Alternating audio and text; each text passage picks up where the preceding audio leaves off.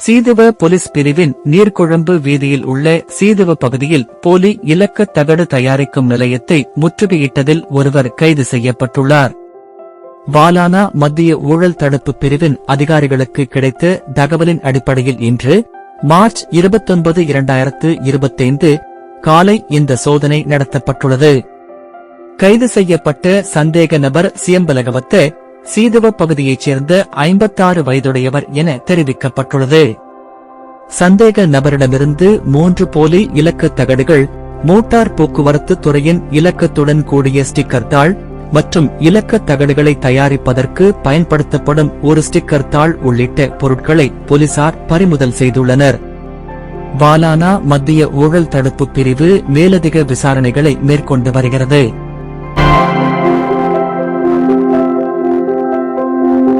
மேலதிக தகவல்களை அறிந்து கொள்ள CNX தமிழ் ஃபேஸ்புக் செய்தி பக்கத்தை பார்வையிடவும்.